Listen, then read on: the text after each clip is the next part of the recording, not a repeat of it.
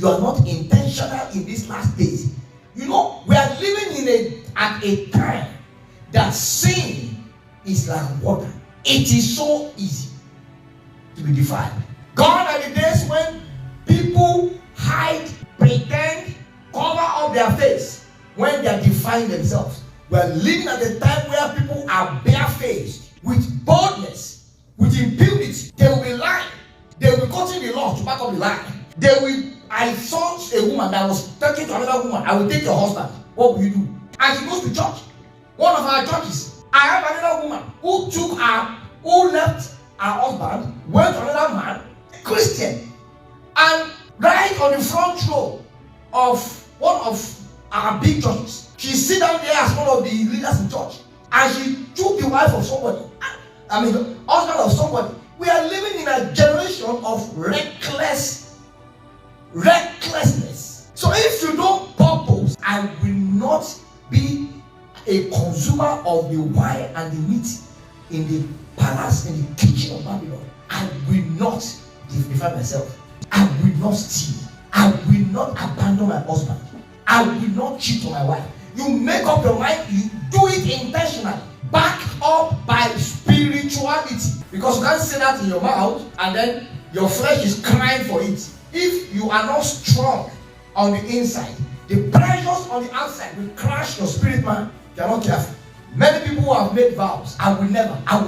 They ended up leaking up their womb because you cannot be. It is the strength on the inside that carries the pressures of the outside. That's why Apostle Paul said, be strong in the Lord, not be strong in yourself. Daniel purposed in his heart. If Daniel had eaten those food and the wine, the book of Daniel would not have been written. Daniel would have lost his glory. He would have lost his place. Essentially, he would have been defiled. And God doesn't use defiled people. You have to repent, and then He can use you. You continue to defile yourself, forget about God using you. Don't let anyone deceive you. I can continue to do whatever I like. God will still use me. You are a liar. Bible says, in a great house there are many vessels, some to honor, some to dishonor. If anyone purifies himself, he shall be fit for the master's use. This is a message we need for the hour.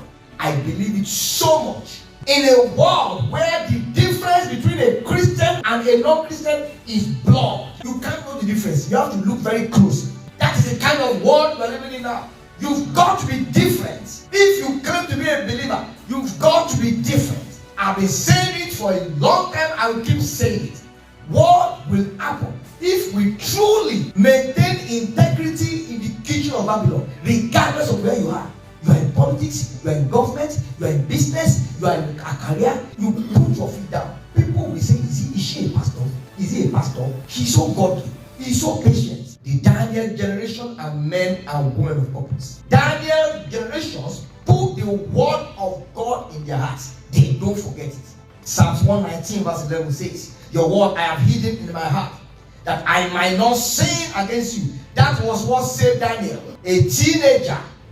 It's like sending a 16-year-old boy from this country to Syria, and they locked him up in a cell in Syria, and he's still behaving like a Canadian, no matter what they did to him. That is strength of character. Something greater than the pressure on the outside was working in Daniel, and that was the word of God. Which explains why every parent must make sure that they brainwash their children with the word of God.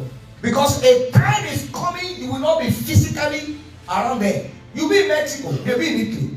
You won't be there in their rooms, in their houses, where they are talking to their friends. You won't be there. It is the word that Daniel put in his heart that bailed him out.